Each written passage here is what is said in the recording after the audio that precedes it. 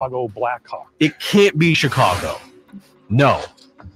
The first overall selection in the 2024 NHL draft belongs to the yeah! Yeah, let's go. Joining me right now, NBC Sports California's own, and always have a love fest with him because I'm such a huge fan of his and his work. And there's a couple of reasons here as I do a way too long, way too loving intro for Brodie Brazil, but that's fine. Number one, YouTube viewers, look at me and look at where I'm at right now. Brodie knows where I'm going. We are in a multi-million-dollar studio, a professional studio with some of the best engineers in the world. Look at me and I can't do anything about me. Look at my background. Look at our camera quality. Look at that. Brodie is at his house right now, and look at Brodie. Oh, look at the flex with the multi-angle camera, the plant in the background, real or fake, don't care. Fake. The lighting, the little bars going up and down on the digital thingy dingy that I would have no idea and probably burn the house down. It's a wonderful presentation, and we're so happy to finally bring him in. And I won't fill the whole interview kissing all over him. Good morning, Brodie. We can keep that going as long as you want. By the way, the Macklin Celebrini reaction. So I recorded all of that here in the home studio. I told my wife, I need to go outside for the next 30 minutes. The draft show's on. I decided I'll record all of this. And if it goes well, I'll release it. If Chicago got that #1 pick and the Sharks had #2, you never, ever, ever would have seen my reaction. It would have included a lot of F words. So it's funny you say that because one of my favorite things to watch on YouTube right now, these rabbit holes, are people reacting to the first time they heard Kendrick Lamar's Not Like Us. And, I know. And it's like so super entertaining. I don't understand any of it. I just love watching these people emote. And I would make the argument, Brodie, although I'm so glad that your Sharks got the #1 pick. They deserve it. And that sounds weird because they were bad, but they do deserve the pick. Yeah, no, they deserve the luck. They deserve the consolation. By the way, was that the diss track you were just talking about? That yes. was the diss track on Drake, Not Like Us? Okay. Yes, that was the big one of the diss tracks, but yes. I would argue that had Chicago gotten that #1 pick, it might have been as good, if not even better viewing. It would have sparked controversy and conspiracy theories because they just got Connor Bedard last year. They leapfrogged the Columbus Blue Jackets and Anaheim Ducks last year. They were the 3rd overall best chance to get #1. Sharks were 4th right behind them. Chicago leapfrogged 2 last year. If they did it again, I think enough people would have said, all right, NHL, you're favoring an original 6 team. They would have raised the flag on it. I'm just glad we don't have to go down that road. And you know what? The Sharks can benefit from this. And everything you just said is 100% true. I was speaking to it would have been better viewing watching you melt down. Oh, see all this stuff right here? It would have been flipped upside down. So I didn't destroy my own home studio thanks to the NHL lottery draft. Yeah. Now we have a lot to talk about, but I want to do the same thing to you that I hijacked the beginning. I was recently on your show, and I hijacked the beginning the same way I'm going to do right now. There's a lot of people watching right now that are interested not just in podcasts but video casting. Also, want to do something from home and all that. I know you're not going to go into the whole thing, and I believe you have a video breaking this down, but really, Brodie, it is a beautiful setup you have. It's honestly one of my favorite setups. It's just so damn clean. Your voice quality is great. And as a broadcast nerd, I nerd out over this stuff. This take you, I would assume, a long time to finally get the way you wanted it. Yeah, it wasn't done overnight. I mean, I started this in 2018. I realized that I had this spot at the house that would be perfect for it. And it started small. If you watch some of the original videos I ever did here, they looked completely different. I think this obviously it's been tuned up over time. I've invested in it over time.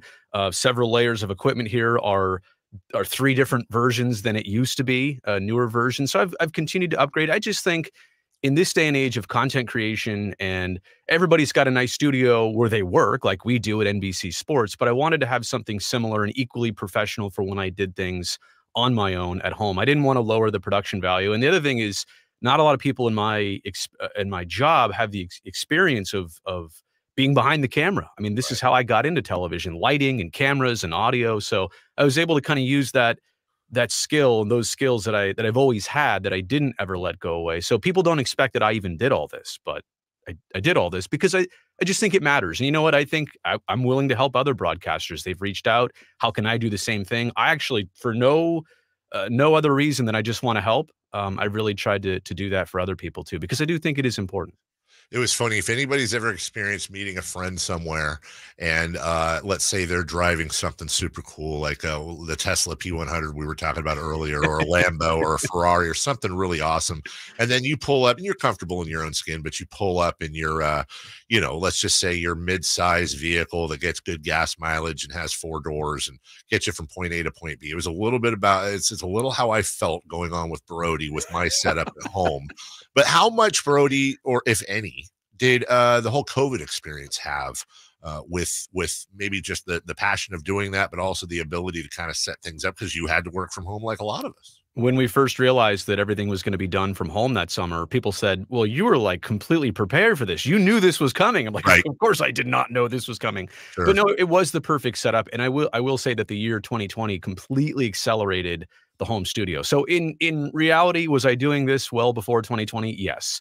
But even the technology and stuff I've implemented here has totally advanced just because of that year. And even honestly, in 21 and 22 and 23 and 24, like I said, I continued to upgrade this to make it more versatile and more capable so that here I am on your show looking and sounding as I'm trying to. I know a lot of people come on your show and it's great. Like you get them in the car, you get them on their phone, and maybe the audio is okay. And you'll take it because you want them as a guest. Somebody said it perfectly. This is like showing up in a suit and tie. When you've got your own home studio, it's the new suit and tie. And so that's kind of how I take it. Brodie Brazil, NBC Sports California, as I completely nerd out before we get to the meat and get it out of your system. I know. I had to. I did it on your show. I got to do it on mine. Now, Brodie, one of the reasons I am a big fan of yours, though, is that I see commonalities. You know, you wear your heart on your sleeve. You're very much passionate about your teams. And we're going to talk about the A's obviously here in a second. But I want to ask you about the Sharks. You not only cover the team, but you are a passionate fan. You don't hide that. Hockey is my blind spot. My father grew up on the East Coast playing hockey. It kills him every single time we talk about hockey, and he just can't. It breaks his heart that I'm not into it. Of course, I root for the Sharks if they're doing something just because of the Northern California roots. But I don't know much other than maybe 20 hockey players I could probably name. What is it about the sport that really got under your skin?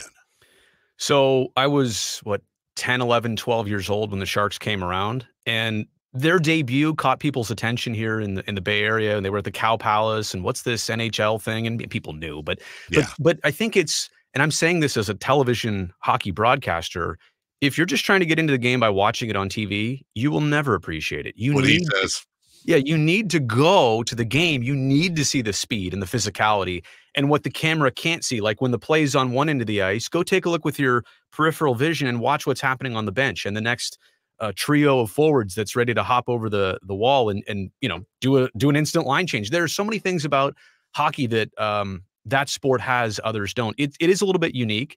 It is a little bit specialized in the sense that, if you're familiar with football and basketball and baseball, there are some things in hockey you're like, wait, 2 halftimes? Right. No, it's 2 intermissions. But the point is it's a unique flavor of sport. It was something different for me. I got hooked at that early age. If it wasn't for the Sharks, I wouldn't be a fan. This is a non-traditional hockey market. So that's how I got hooked.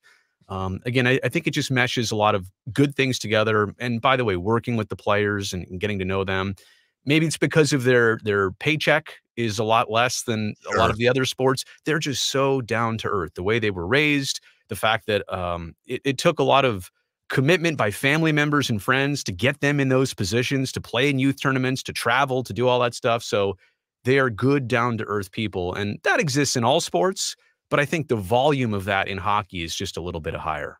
Brodie, I'm a Kings guy, I'm an NBA guy. I've always wondered, and I'm curious as to what your take would be. 2 things I'd love to see experimented with in the NBA they could steal from hockey. Number 1, I always wondered if actual real-time substitutions could work in the NBA.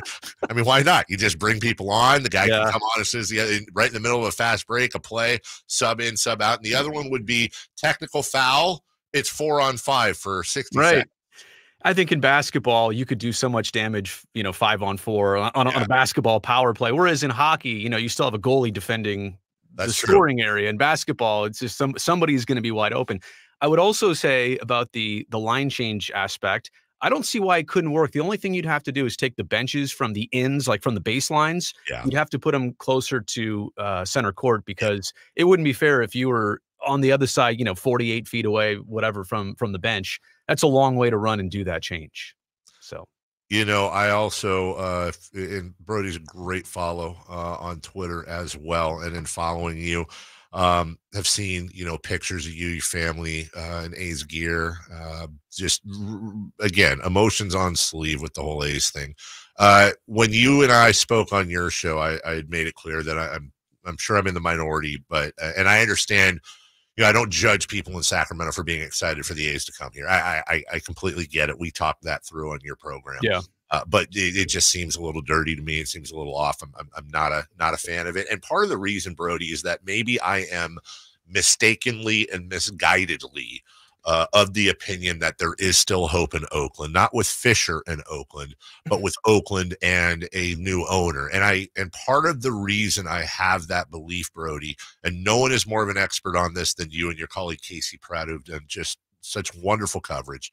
When the Maloofs, and we talked again about this on your program, when the Maloofs were trying to move Sacramento, whether it was Virginia Beach, Anaheim, Las Vegas, Seattle, etc., the team was never for sale. They were not going to sell the team. And finally, after they were blocked for the fourth time, I think, to Seattle, they threw their hands up. Now, they were in a financial issue, and John Fisher is not. But I just get the feeling that if he's blocked enough and he is and everything falls through, that at some point he's going to look around and see a Vivek Ranadive and see a Joe Lacob and see, from what I understand from you guys, other people that are waiting in the wings unknown that would step up and say, I'm done with this. I'm going to make a ton of money and let somebody else be a hero. Am I you know this better than anyone, Brodie. Am I off base there? Honestly. I think there's a lot of unknowns here. This is the A's starting to cross a bridge that isn't built out to the other side yet. The other side is what everybody expects to be Las Vegas. Yeah. But this is so similar, as we just watched the Arizona Coyotes go to a temporary home. And we go back to hockey talk here for a second. Sure. They thought they were going to get a new building in Arizona, so they went to Mullet Arena, but the new building wasn't even approved or planned out or paid for yet. And so after just 2 years at that temporary spot, the NHL found out about Utah, which I'm about to get to in just a second. And Utah had just approved $900 million to upgrade Delta Center or build something new in Salt Lake City. So literally 7 days after that was approved, Bettman and Bill Daley go out to Arizona and tell Alex Murillo, we need you to sell this team to us. We need you to get out of this. We'll promise you giving you a team back if you can do a new building, but we need to get you out of here right now because the temporary thing is not working. I say all that to establish that as much as I can say this from the Bay Area and the Oakland perspective, and you're saying this from the Sacramento perspective, we know there's Las Vegans out there who are saying, wait, this is all lined up and promised. Let me throw another wrench into the engine here. Yeah. Salt Lake City right now, state of Utah, I should say, has $900 million approved for a baseball team and a new stadium if they can get one. And the same way that they just lured the Coyotes to become the Utah Yetis, I think is what they're going to be called. Oh, wow. Just that would be my guess. The same way they just lured the NHL there. This is a different group. There's the Larry H. Miller group, separate from the Smith group, which owns the Jazz and now owns the NHL team. Like, they've got the blueprint of taking a sports team and saying, we want expansion, but we'll take any team that's ready. And we can literally, they have a shovel-ready site at this State Fair Park in Utah. So I don't mean to like deflect from your question, but I think what we all need to consider is this isn't just Sac, and this isn't just the Bay, and this isn't just Vegas. Like, Utah is still out there as well, too. And look, this is a complicated issue. Even getting to Las Vegas still is a complicated issue. I don't know that all the private financials have been sorted out. The situation with Bally's, and this is separate even from the A's. Like, what they're trying to do is just flat out difficult. It's not unprecedented, but it only happens once every 50 years in baseball. There is no blueprint for this. Bally's is in financial issues, and they were supposed to be part of this land development and partnership and the other 26 acres. They all of a sudden don't know what they're going to do with it. So my point is here, as much as we think we know right now what the options are, I wouldn't even be surprised if one more curveball came in this or more. So that's interesting, Brodie. And you know, one of the things that drives me nuts is I oftentimes will hear people say, well, they're going to Sacramento. It's not as bad as the other places. Suck it up, A's fans. And again, that would be like if the Kings were moving to Fresno or the Bay Area or something, I'd be pissed off about that too. But based on what you're saying, it sounds like you've got Las Vegas, you've got shovel-ready Salt Lake, you've got Vivek and the 9/10 possession law coming up in Sacramento for 3 years, perhaps more. And I don't know where Oakland falls on that list, but it sounds like it might be as low or lower than any of those three. So is there a potential situation where A's fans, including yourself, would say, okay, I have accepted that the A's are not coming or not staying in Oakland, whether that's now or years from now. I've accepted this. I now realize there's no way that's going to happen. They're going to go to Vegas, they're going to go to Salt Lake, or they're going to go to Sacramento.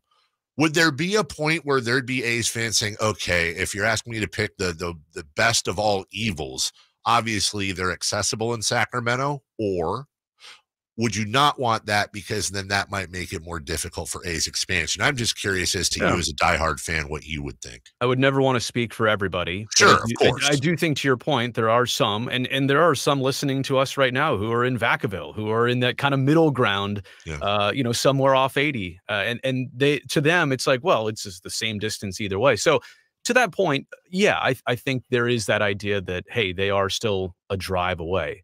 Obviously, to a very large section of fans and a cross section of fans, they're already done with this, the true Oakland fans. And so I guess, I would just say this about the Sacramento side of it. My perspective on it is, well, two things. The Sacramento side, I hope that attachment doesn't happen too quickly here because of the unknowns I just mentioned. And because, there is a small chance they could ever end up back in Oakland, but there's a bigger chance that they end up in either Las Vegas or, like I said before, Salt Lake City. And if this were a 3-week thing or a 3-month thing, you could mentally wrap your head around that as a Sacramentan and say, well, this is temporary. I get it. This is temporary. Here's the end date. As of right now, I mean, technically there's an end date, but a lot of people are saying even if the Las Vegas Stadium happens, 2028 is a best case scenario. And the price that it would come at is a best case scenario. So it could drag on even longer. There's no end date for Sacramento. So in your mind, how could you not think of it as a permanent thing? And I'll say Rayleigh Field. I'm sorry to Sutter Health, but I'm just old school. But when you go out there, you watch a couple games, I can see how Sacramentans are going to get hooked on, hey, we've got this. This is our thing. And not really understanding that it's going away. It's like dating somebody maybe when you were in college and you knew that they were, or in high school, and you knew they were going to go to a different college, but you just weren't ready to wrap your brain around the fact that after graduation, you're both going separate ways. So there's that part of it. I would say from the Oakland side of it, there are so many people that either don't fully understand that this is it, or that they do understand that, and they're just distracted by this baseball season. All of the news that came out of the offseason, it hit people hard, and they were following it every day. Now there's baseball to kind of almost distract you from the reality of what's about to happen at the end of September when the last game at the Coliseum is played. I'll tell you this real quick. I just got back from vacation, and oftentimes I wake up in the morning and it's like it hits me out of nowhere. It's almost like the passing of a friend. You're like, I can't believe they're gone. I can't believe this is actually happening. I got back from vacation. I woke up the next morning and I'm like, I had that sick feeling in my stomach. I had mentally detached myself from it while I was away, and it just kind of hits you all over again. So I don't even know that people here in Oakland, I mean, don't get me wrong, they get it, but I don't know that they have grasped the end of this yet. And you see the things coming out about the last game of the season at the Coliseum and how prices are already getting jacked up. I heard the other day, I think it was a Bark at the Park night, and the water fountains were shut off. It's just tough for me as a Sacramentan, Brodie, and I'm preaching to the choir here. The novelty is going to be great that first year. And Sacramento's used to supporting bad teams for a very long time. Obviously, we're a very loyal group. But as you mentioned, it does seem to be a finite situation. But on top of that, I'm just not entirely sure people here are familiar enough with John Fisher to realize exactly what's being brought here, how much of a rat he is as an owner, and what type of way he's going to run this team that's stationed here. It's not like we're getting the Yankees. We're getting a team that's going to almost certainly, unless they catch luck and lightning, going to be one of the worst teams, if not the worst team in baseball for 3 years. Well, I mean, the commitment to a team and a payroll, I was kind of surprised that it didn't happen this offseason. Like, it takes a while. You don't Sure. just instantly one winter say, all right, here's 150 million, we're Right. the league median. I mean, the A's are still $100 million below the league median every single season on team payroll. And while you're watching them this year win a few more games, let's remember at what 20-31 is their record right now. That's a pace for about 64 wins, which it's not 50 like it was last year, and it's a little bit better than 60 than it was a couple years ago. But I mean, even if you want to play 500 baseball, that's still almost 20 more wins that you need. And to do that, it's no offense to the Zach Geloffs and the Mason Millers and Shea Langoliers. Those players are good. They're only getting better, but you're going to have to build in reinforcements. And I don't see, with all of the financial complications and unknowns and now playing in a small ballpark, this is a very difficult financial situation for anybody to all of a sudden say, you know what, we're going to Sacramento and now our payroll is going to go up, maybe even incrementally $30 million every year. Like, that's a hard ask for a team that has never really done that before. So to your point, I think that's the money part, and the payroll part beyond anything else is going to have to be at the forefront. Everybody's going to see how that goes. And it certainly hasn't happened that way yet. And I guess we'll see with guys like Mason Miller. Are they going to stick around? Is this going to be a sell-off? That's another thing, like Kings fans here. I've explained it before. Imagine if Chris Webber and Vlade and Peja and Doug and De'Aaron and Sabonis were all eventually traded off for draft picks year after year after year. I find myself wondering what your A's are going to do at the deadline this year going into Saturday. I brought up the fact that Mason Miller could be a trade candidate. People are like, what? He's got so much, team control still. And well, you're just getting started here. But if you really are the A's and you really are thinking about being good in 2028, when is Mason Miller's value ever going to be higher than it is right now? And he's obviously got a history of arm injuries, and knock on wood, I don't wish that on him or anybody. Sure. But my point is, like, if they flip somebody like him for right now, it's so that they would get 3 more even better players for 2027 or 8 or 9 or whatever that person would be ready. So don't be surprised by anything. Like I said, though, at some point, if this really is their trajectory, like, the baseball team is going to have to get some reinforcements that they certainly haven't had in recent years at all.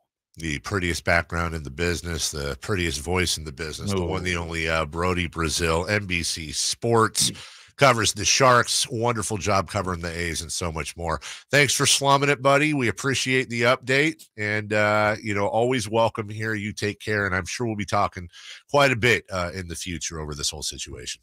I'll leave this beautiful home studio. I will head across the Bay Bridge, and I have a TV show at noon. Thanks, Dave, for having me on. Hey, thank you, Brodie. Appreciate you. That is Brodie Brazil. You can follow him at Brodie. That's BRODIE NBCS. That's at Brodie NBC. Real good guy, and again, just super passionate. And I love that. Super passionate about his teams. Doesn't hide the fact that he is passionate and is a fan of the teams he covers. And I think that's not appealing to some. They want the non-biased journalist, but I think to most, including myself, I want a little bit of heart on sleeve when you're talking about this. We'll take a break. When